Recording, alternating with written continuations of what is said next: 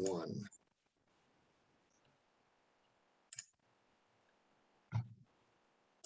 I'm the CEO of Red Dot Foundation. It's a not-for-profit in India as well as in the US. And our main work is sexual violence prevention. Right now, I'm based in Bangkok, building up a social enterprise network, supporting smallholders farmers in moving to sustainable agriculture. One of my passions is working with youth, providing mentorship, and drawing out the leadership and skills that so many of our young people have.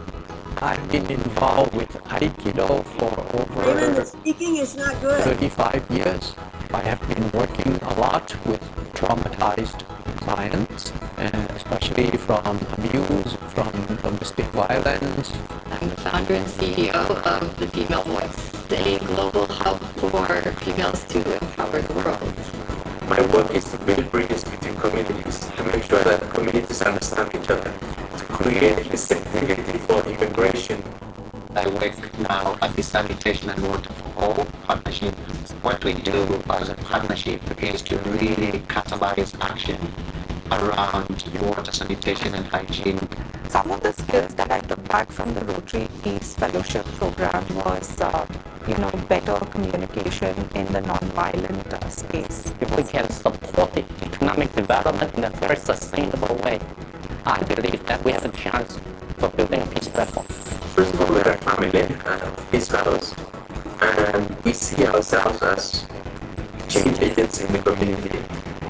The fellowship creates sort of this hotbed of growth and evolution for peace builders, for people advocating for social change. The training for me, it helped because I did not just come out as somebody who understands development policy, but I also have this insight into peace and conflict resolution. It's my personal experience that Aikido can bring peace from within, and then you can expand that to other people through your interaction. And if you have the passion and you have the desire to make change in your community or in the world, you're the right person for this program. And welcome to the Rotary Club meeting of San Dimas for August 18th, 2021. And you know what? I am the president because they made a terrible mistake when I missed a board meeting and they elected me. So here I am. My name is Raymond Foster. First order of business is going to be handled by Steve Scott. Steve, would you please lead us in the Pledge of Allegiance? It would be my pleasure.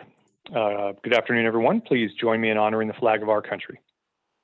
I pledge allegiance to the flag of the United States of America and to the republic for which it stands, one nation, under God, indivisible, with liberty and justice for all. Thank you so much, Steve. I appreciate you taking care of that for us. And you know what? Apparently getting 25 emails from Craig works, and we have Casey Cox with us today. And Casey, we have missed your wonderful invocations. I see that you're outside. Are you in a place that you can give us one of those powerful invocations? I am. I think our world needs a little peace, so let me join you. Please have a moment with me and we'll invocate and pray. Lord, we come before you and we recognize that you hold the world in your hands, and so we lift it back up to you and we say, show us how we can encourage, show us how we can serve, show us how we can show up and make the world a better place. We thank you that as Rotarians, we believe that we make a difference. We believe that we are impacting lives, and we believe that every small little act makes a difference. So thank you that you've inspired our hearts today to gather and act in a way that makes a difference. Thank you, Lord. Amen. Thank you very much, Casey. And so the first order of business is to go around the wheel and see who is here. I see Mike has popped in. Mike, say hello. Tell us who you are.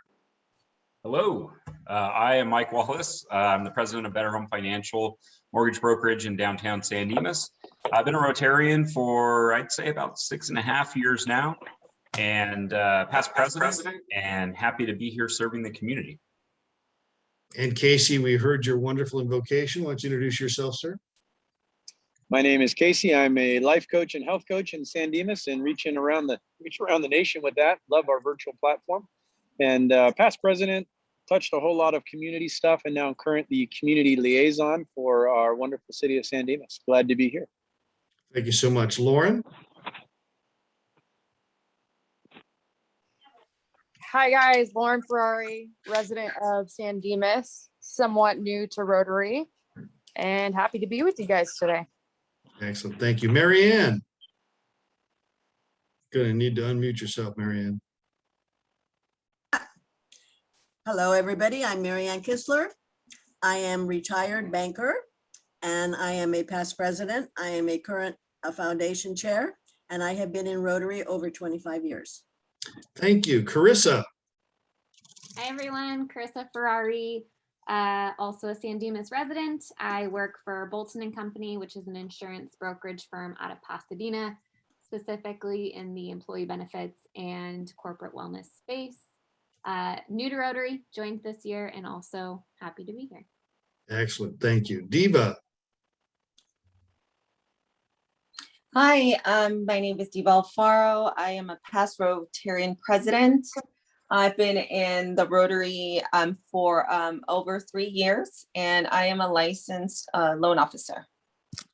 And finally, but not least, Steve Scott.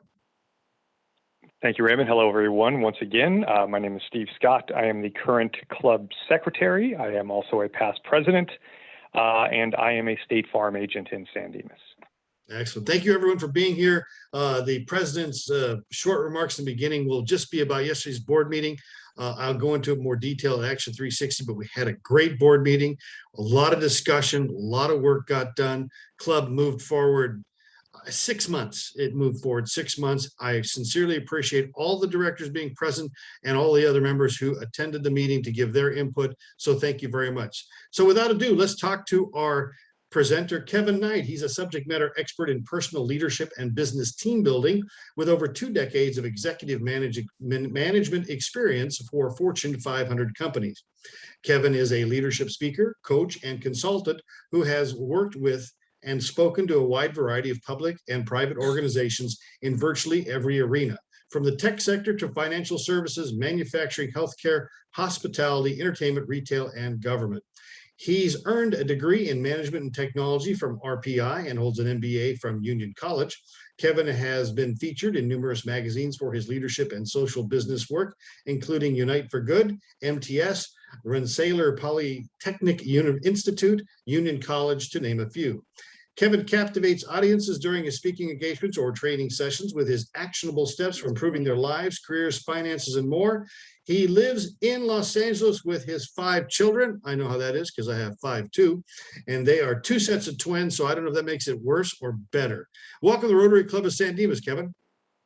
Thank you, Raymond, and just appreciate the opportunity to speak with your club and grateful for this opportunity. If it's okay with you, I'm going to share the screen. There you go. Okay.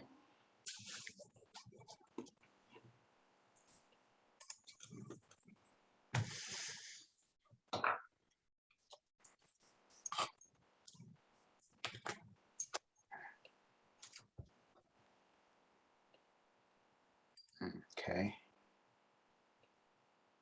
Okay, let me close out of this.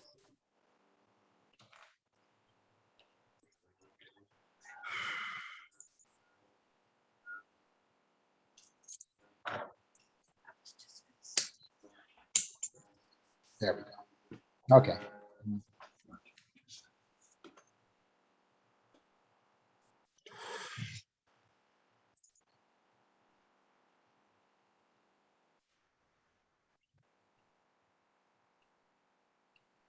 Okay, tell me it's failed to start sharing.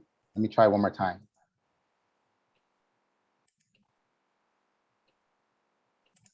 There we go. There we go. Awesome.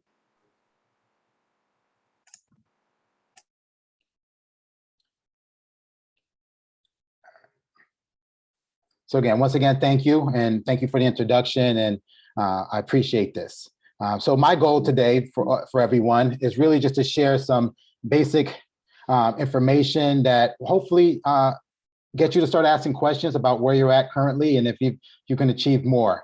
I won't go into much about this slide right here. This is just about places that I've consulted with, spoken to, and help either enhance their leadership or strengthen their teams.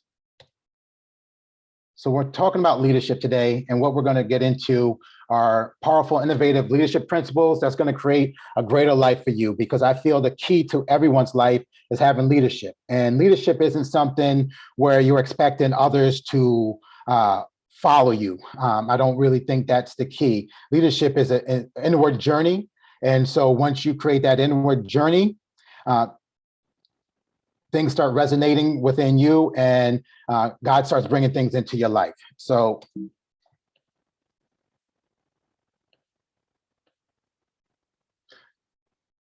what does it mean to be a leader? Well, it's the ability to learn, unlearn, and relearn. Because at every point of life, you're always going through a series of, I would say, experiences. For me, I'm a different person than I was in college, grad school, working in corporate America, going off and venturing off into my own business. And now as a father, a husband, having 5 kids, coming home and having their sets of eyes looking at me. Just a little bit about myself. My kids I have 2 10-year-olds, I have 1 8-year-old, then I have 2 5-year-olds. And so this year they all started school. So this is the first time that me and my wife has had an empty house during the day. For the past, I would say 10 years, it's been back and forth juggling. So throughout that process, you can understand that there's always things that we need to learn, unlearn, and relearn throughout that. So that's a question I want you to ask yourself and write this down. In what areas of my life do I need to learn more, challenge myself? What things do I need to let go and unlearn that's been holding me back, and things that I need to relearn, things that I've had success in that I forgot about, that I haven't been giving myself kudos for. So think about that for a moment. Also, too, a sense of resourcefulness. And anything that you venture off to, you're going to have to be able to come up with ideas, income, or even just a different attitude on how to pursue it. So in your life and in your business, I want you to always write down, how am I being resourceful in this matter? Overcoming challenges. There's always going to be something that brings you through trials and tribulations. No one is going to come out this world unscathed. So you have to have a conscious effort of when you're overcoming these challenges to really look at them as just that. They're just challenges. They're not something that's going to stagnate you. They're not something that's going to stop you. There's something to overcome. Remember that. And then also, to my biggest thing is continual personal growth. Whether it's spiritually, whether it's personally, whether it's physically, you should always be entertaining something, developing something that's going to have your personal growth. And so those are the key things that I feel allows you to be a leader. And then what that really does, when you're looking at all these things that we just went through, it creates a transformation within yourself. And the best way I can really explain that is through the great eagle. The great eagle was on a journey, and it lived a great life of flying far, flying fast, flying wherever it needed to be. But then it got to a point in the life of this great eagle where it had to do self-reflection. It had to realize that I'm not flying as fast as I could, as high as I could, and I'm not catching prey like I used to. So the great eagle went up on a perch and looked at his talons, and it realized it wasn't as sharp. And so one by one, it took its beak and started pulling out his talons.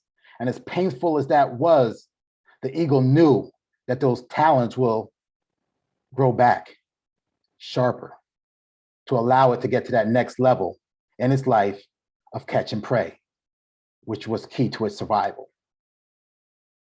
Then it looked at its beak, and it realized its beak wasn't as sharp as it used to be either. So the eagle started bashing its beak against a rock, realizing that it was painful, but it was a necessary change. Then it looked at its feathers, and its feathers were weathered, it was ruffled, and the eagle began to take its new talons and rip out the feathers, because what was needed were new feathers, new thoughts, new ideas, new acquaintances. And as that eagle realized in this point of self-reflection, it went on to fly higher, to fly further, and fly faster. So ask yourself, what are the areas that maybe I need to look deeper at, self-reflect, and commit to change? Because what it comes down to is attitude. I love this formula here because it shows what attitude really breaks down to, because you can have the skills, and if you put that on an alphabetical numeric level, that only adds up to 82%. If you look at knowledge, you can acquire a lot of knowledge, and that only adds up to 96%. And you can work hard, and we hear it all throughout. We hear all these platitudes about working hard and burning the midnight oil, but even hard work in itself will only bring you to 98%. So what's the difference? It's that attitude. The attitude is 100% what separates anyone that's doing something that they love, that they feel is their calling, and feeling that they're meant to be. Because on a daily basis, they're checking their attitude, and that's what's bringing them to the next level. So what you really need to do is have an assessment for excellence. Ask yourself the question, do you know your values? Because what that is a compass for important decisions. If you sit on your values, you understand that when things come that might question your values, you know which direction you're going in, and it's not going to deter you. And in this, I always tell my clients, avoid following the bliss, the shiny objects, because what you need to do is fall in love with how you do things, because this values is going to be the center of gravity for your life. Also, do you know your vision? Because the vision is going to be that overlying theme for your life. It's going to help you be the architecture to create whatever you want and desire. And then also, too, it allows you to build your career and business around it. So if you're sitting on your values and you have a vision, everything else starts falling into place. You start realizing that is this the career that I need to be in? And you make that change. Is this the business that I want to pursue? Does it help my family? Does it help this world? Do I know my mission? If the vision is the overlying, I would say like a satellite, then this is going to be the vehicle to it. This is the one that's going to day-to-day basis, getting up when you want to sleep in, being dedicated, having that commitment, the non-negotiables. That's the thing that you're going to have to fuel on a daily basis, is your mission. And you have to be in a constant state of what's next. You don't have to be tied down to it, because you realize as you grow, as you mature, as your attitude heightens, things are going to change. You're going to get to that next level. And then I feel like this is the key one, is do you know your why? That meaning and purpose for all you do. For me, when I was making that change, working for corporate for many of years and making that shift into being an independent business owner, I had to go home and I realized that my wife is always by my side, but then also my why is my 5 kids, those 10 sets of eyes looking at me at the dinner table. What am I going to do as a father to guide, guard, and govern over them? And so ask yourself, what is your why? And is it the meaning and purpose for what you do? Because it has to be bigger than yourself. Because anyone can do anything great. And when the Olympics just passed, and you saw times where people performed decently in their own event, but then when came time for the relay, running times that are unimaginable, because you know why? They were running for someone else. Because what they wanted to do is they had an intention to make a difference, not only for themselves, but for their team and for their country. And in that, they had their why, which was their family. So think about that. There's always a price when you're developing into a leader. So let's go through it. The first one is a track record. I want you to ask yourself, do I have a decent track record? And if you have a hard time thinking about that, look at your results. Look at your results in the past week, past month, past year. Reputation. And what I equate to reputation is perception. How do people perceive you? When you walk into a room, when they ask you for a favor, when they ask you for advice. Are you relatable? And that's understand. Can people understand you? When they talk to you, Mary, Carissa, Raymond, Do people understand and relate to what you are about? Are you being of service?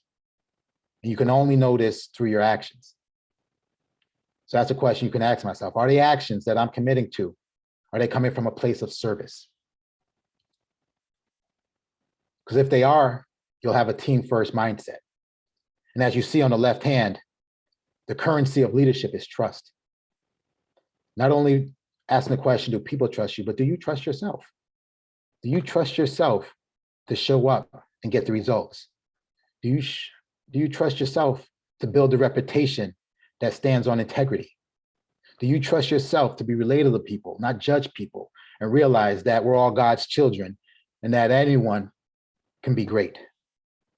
Do you trust yourself to commit to your actions being of service? Do you trust yourself to be someone that your team can rely on? Okay, so you might be asking the question, how do I establish this trust, Kevin? You have to have an authentic belief and be you. Everyone else is taken. So this is where the uniqueness comes in. So this is where only you can gift the world with your unique gift that you were blessed with. It's also about having respect for yourself and others. And in this time, in this world, in this country, we see people of different point of views, and we see people losing respect for themselves, respect for others, respect for this country, respect for this world, respect for God, respect for people, for what they believe in. And then we ask the question, why are things like they are? It's because of respect. Then also you have to be consistent. Not only in victory when things are going good, but when things aren't going well. We talked about that earlier. You're going to wake up and not feel like doing something. Someone's going to say something to you that pisses you off. People are going to say things to you that might offend you. Or are you being consistent? And this one I love. One day I'm going to have this on a big poster. I already have as a goal in my office. Take 100% ownership for your actions and in your life. I believe that. I think this supersedes no matter where you came from, how you grew up. Because for me, I grew up in the inner city of New York. I didn't have people as role models, except for maybe my father going to work with a work ethic. But and what I did was transpire that work ethic and related into school, becoming one of the first people to graduate within my family, right? And then I took that ownership when I became a father, because I realized that it's my job that God ordained me to guide, guard, and govern them. So you have to ask yourself, am I taking 100% ownership for everything? Yes, I know some things are unfair, and we see that. We see that, but are you taking ownership? Because that's what's going to separate you from coming from where you started to where you're going. Because there's a saying, I may not be where I want to be, but thank God I'm not where I used to be. And this is how you create an impact over influence. We live in a social media world. Everybody has content. Everybody has something to say. But who are you influencing? Starting with yourself, your family, out to your society. And with that, you need focus. That means staying mission-driven through the distractions, developing a daily routine. This is something you should jot down right now. Do I have a daily routine? For me, I wake up in a spirit of worship, thankfulness. I write down my goals. I do something physical, whether it's stretching, whether it's going for a run. And then you don't realize how that transforms your whole day, having that daily routine. Because what that really does is giving you confidence. It could be one thing. It could say, I could just read a quote, a scripture, but you don't realize committing to that one thing just gives you confidence. And that's what allows you to just move forth and feel that purpose in everything that you do. Next is that consistency, because what that discipline is really allows you to do that have that freedom. You saw this, I'm gonna relate it back to the Olympics, right? All these people committed for 4 years. Then what happened? COVID. They had to commit for another year and a half. Their families couldn't join them in Tokyo. But then what happened was that discipline equal to that freedom. And I believe that's why we saw all these magnificent performances, these times being done by people of all age groups, because of that discipline that they had throughout that time allowed them to be free when the moment was theirs. And then also too, you need to have metrics to measure. So I always say, what are you doing today? What are you doing in the week? What are you doing for the next month? Because they always say, there's a saying I heard one time where people are always overestimate what they can do in a year, but underestimate what they can do today. So what can you do today? And then commit to the process, right? That's going to be results. It may not be breaking world records, but it's going to be something that you change someone's lives. For me, I remember one time someone committed to me in grade school, and it was just a group of men in suits that came into my 5th grade class and promised us that as kids in the inner city, if we graduated from high school, that they would give us scholarship money to college. Now, I ended up moving out of that inner city because of just because where my parents wanted me to advance in. But something sparked to me that day. I can go to college. That's all I got from that. And when I think about that moment, is those men standing there, it's like, I can go to college, because they committed to a process, and that result was me moving on. And then follow through. That's having the perseverance to get the job done. You develop that character. Remember, I'll go back to what that trust analogy was. And then embrace the struggle. I'll say it again. You're not going to escape it, so you're going to have to overcome it. And that's whether you're going around it, over it, or through it. But you definitely have to embrace the struggle.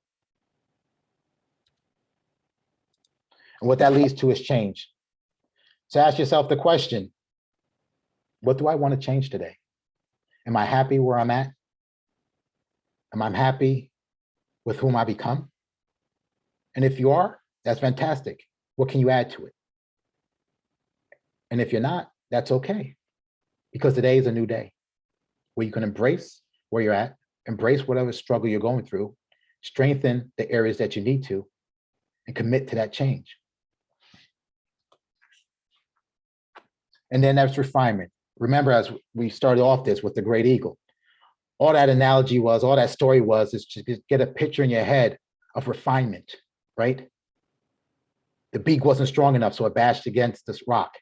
That beak got stronger, it was able to pull out his talons. The talons got stronger, it was able to pull out his feathers. All of that was refinement process. And that is done through learning. So what do you need to learn? What do you need to unlearn? What do you need to relearn? Because the results of all your efforts that you're putting in is going to equal your blessing. Your blessing is going to manifest through your actions. And then have that daily commitment to getting better. It could be one thing. And what I want you all to do right now is just to write down that one thing. What am I going to commit to daily to get better at? And then collaboration, because that's the ability, I always say, the ability to see greatness in others. Because what that does is it brings a unique value to not only to yourself, but to others, because that's where self-esteem comes from, I feel. It's not just knowing that, oh, I'm great at something, but it's looking at that person who's teaching your kids, or who's helping out to shelter, who's volunteering at an orphanage. That's the greatness in other people that allows you to create that self-esteem. And then also too, join forces to change the world. One of the things that sparked me during this pandemic was the homelessness situation. And so, and the children being affected by it. So for me, what I did is I created a cause, and I'm producing a documentary short film called The Forgotten Angel, which puts a light on the children within the Skid Row area and how they're overcoming it through education. And so I'll share that with the group at the end, but that's one of the things that I feel for. So I joined forces with a friend, with other organizations. We're doing our due diligence, but I really feel that God put that on my heart during that time to really just tell their story. And so who are you joining forces with to change the world when you're asking about collaboration? So my challenge to you and to everyone on this call is to treat your why as a total obsession. I used an example of what mine was. Now it's time for you to find yours, and it can also change. Prioritize and keep it simple. You don't need to complicate things and get caught up in all these platitudes that's thrown at you. Just prioritize and keep it simple. Eliminate the distractions, and then have zero focus and laser in. So Raymond and everybody, I want to thank you for this time. Anyone can reach out to me and for a consultation at becomegreaternow.com/apply. And let's all just commit to becoming greater. Kevin, there's so much wisdom in that. The one thing that struck me that you said about being authentic, everyone else is taken. I'm going to steal that from you because that's that's so true, man. And that's hard to realize. Everyone else is taken. You've got to be you. So we're going to throw it open now for questions. Does anybody have any questions for our guest? Oh, Casey, the one person I anticipated questions from, dropped off the call. Let's explore that. Just give me a little bit more, this be authentic thing. As you explore this with your clients and with different organizations, how do you express, how do you convince people that authenticity is key to so many things in transactions with people? Yeah. Sometimes I feel it comes down to specificity with people. They really don't understand that the specific things that they've done in their life that's gotten them to that point. And so that's what I really do with people. I have them backtrack about certain successes that they had or certain things that they've overcome. And just really understanding that only they could have gotten through that, through their experiences, through their acquiring of knowledge, through the people that's come into their life, for the good or bad. And so I think sometimes people equate those things as a setback, but really what it is it's a setup for success. And so that's what I really are harping on, even when you have a business, right? Because you might have a business, it could be even a coffee shop, it could be life insurance, it could be financial services, it could be gardening. But every time you approach a client, it's always different, right? Everybody has a different landscape. And so that's what I really understand is that specificity. Specificity. Yeah. Go ahead. It was a great presentation. And that was the part that really stood out to me too, because I'm in the mortgage and real estate industry, and there are so many people trying to sell coaching and sell this, I'm going to make you the greatest realtor in the world. I'm going to make you, you're going to get 3 loans a day for the rest of your life. And there's so much of that is straight out of the box, cookie cutter marketing. This is who you are going to become.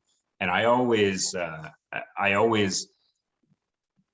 despise that, really, because, it's nothing is one size fits all.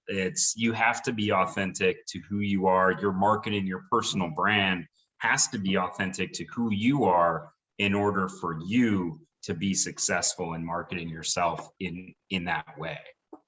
So that was the part that really stood out to me and really resonated, that showed me, you're coaching people to adapt who they are to get to the next level, rather than saying you need to become me.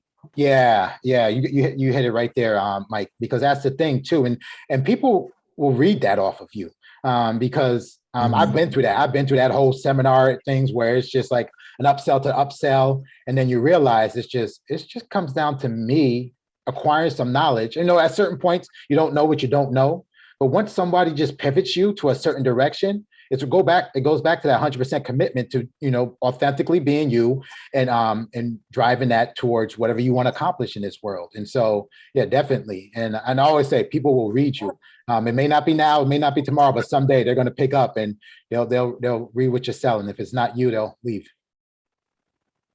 And the other thing that go ahead, Steve. I was just kind of furthering the conversation. I think it takes a level of confidence, a level of self-esteem to feel comfortable being your authentic self. I think in a lot of different industries, people try to adapt who they are to whoever they're interacting with, be that through code switching or whatever the case may be. So I think getting to a level where you're comfortable enough with yourself that you're saying, yeah, my authentic self is good enough to sell this home, to sell this insurance policy, whatever it is a really important part of that. Yeah, and a great quote that I always tell myself is, I am good enough as I am in the presence of my creation. So whatever you created, for me, it comes from a divine intervention. So if he put that in me to create it, then I'm good enough to present that to people, especially if I'm coming from a place of service, to present that to them. I want to help them. I'm not in this just to get over on them. And so my goal is when I meet with someone to put them in a better space, and whether they're working with me long-term if they need it or short-term, but that's how I approach it. I also think this thing of authenticity does two things. Number one is if you're really being authentic, you're being you with all of your foibles. It gives permission to everyone else to be themselves, which makes them comfortable and brings out the best in them. And the second thing is that when you're being authentic and you screw up, people are much more forgiving than when you're trying to be somebody else and you screw up. So the other thing I wanted to bring out before we close out the questions, you said embrace the struggle.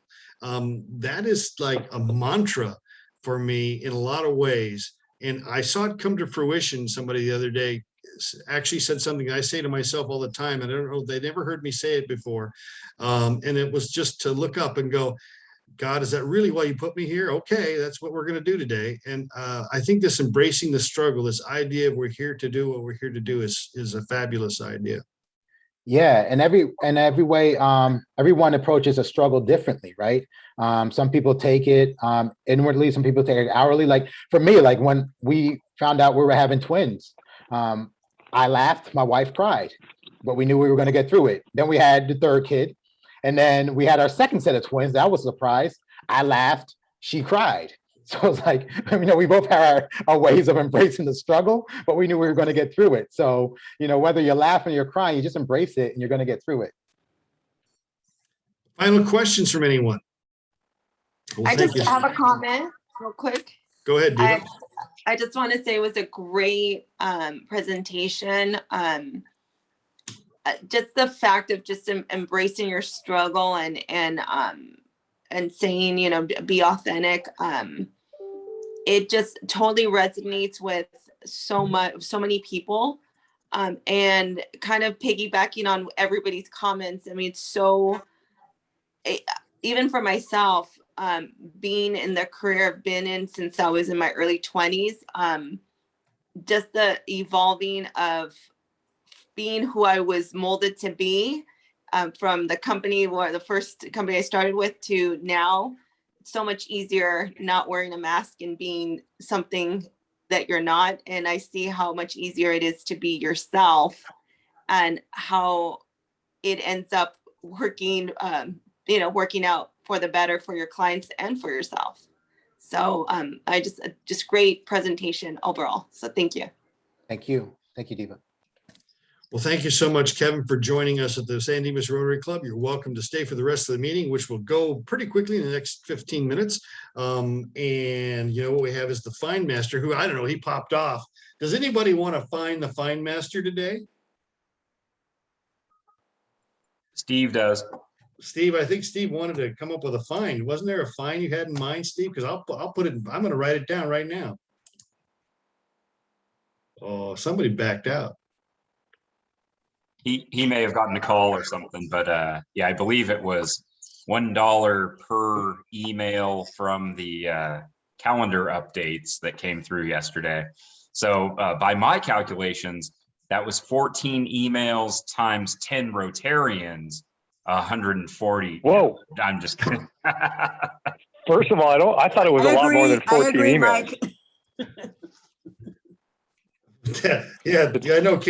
Okay, so are we going to find Casey in his absence, or what are we going to do here? Yes. All right, we are. And what are we going to find him? I think a flat 15 works.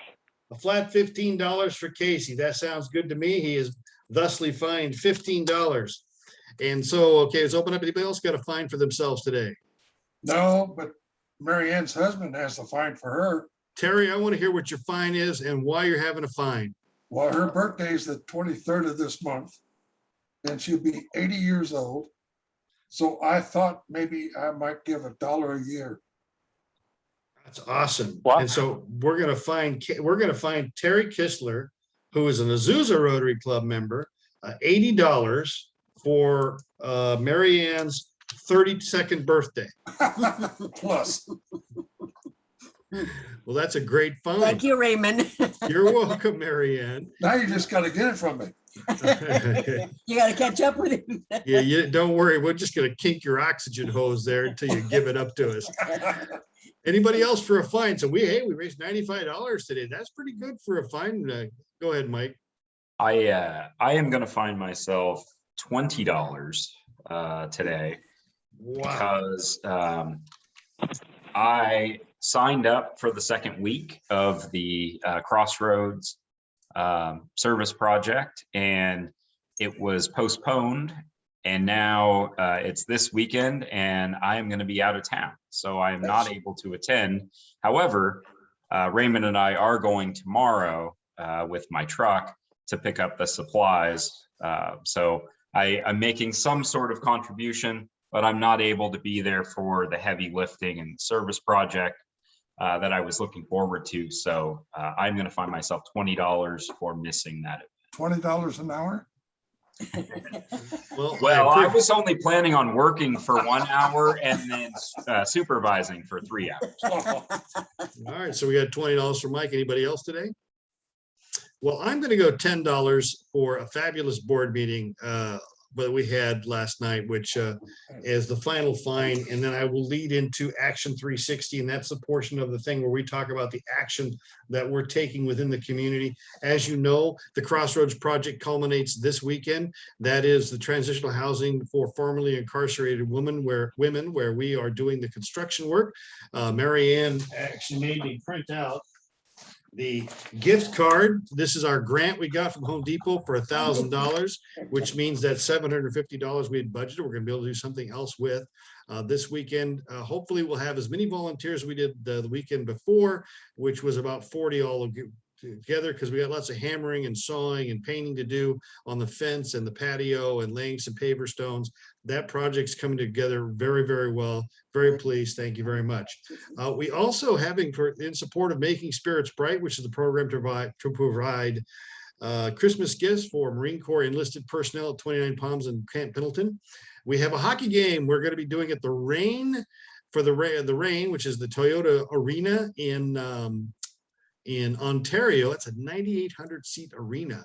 And so there's going to be a regular rain game. And then after that, there will be the charity hockey game, which will be the Patriots League, which is local veterans here in the San Dimas area versus LAPD.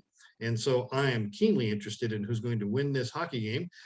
And I think that the local veterans have the edge, and we have the ability, we'll not only get I hope so. We're not only going to get a percentage of the gate, we'll be able to sell our raffle tickets there, and the raffle is moving forward very well. I'm very pleased about that. And then we have coming up the USMC birthday dinner, which will be held at the lodge. I'll tell you more about that, but essentially we got 100 seats to fill at about $15 a person. We'll have a great program. The lodge is committed to giving the venue, the food, and the cooks. The young Marines have committed to being the servers. And then we've got a keynote speaker coming out from 29 Palms, which will be a fabulous speaker, and then a whole bunch of program to go along with that. We also submitted our bylaws for the formation of the foundation. Those were submitted yesterday after the board meeting to Rotary Betsy, who is our district governor, who's also an attorney for nonprofits. She's agreed to look them over and then find us an attorney to help us within our budget file those papers of incorporation. We upped to TLC. We're going to be sending 2 students, and we registered. I did that after the board meeting. And we are now the sister club for the Rotary Club of Bungoma, Elgon, Kenya. And that's very cool. And I've let them know, and hopefully we'll be able to develop a relationship from there. Anyone else who was at the board meeting have any comments? Good meeting. It was a good meeting. We had a lot going on. I have one thing to say. The Marine Corps is going to be there. The Marine Corps, which is part of the Navy. It is. Right. So Yes. I might even be there. Well, you know what? I hope you are, because they're not only bringing out Marines to the dinner, but they're going to bring out some corpsmen who, of course, are sailors. And we know that we all know that the Marine Corps was invented so sailors would have someone to dance with. So there you go. Hey, you're a sailor. My father was a Marine, my brother was a Marine, and when I enlisted in the Coast Guard, my dad said, looks like I got a second daughter. So what can I tell you? I've been hearing it my entire life. Hey, so let's look at the calendar before we go over to the four-way test. You know, we had Kevin Knight, Leadership is Imperative, or actually Liberation is Imperative. What a great presentation. But we've got more coming up. As you can see in the calendar, let's see here, we've got coming up Ending Soil Erosion in Haiti for Economic Development. That's going to be interesting based on the background of what's currently going on in Haiti. And hopefully our speaker will know some more. We've got Hope for Homes, which will be about homelessness here in the greater San Gabriel Valley. And then we're moving to TCP Global Micro Grants. And everything is beginning to flesh out for the rest of the year.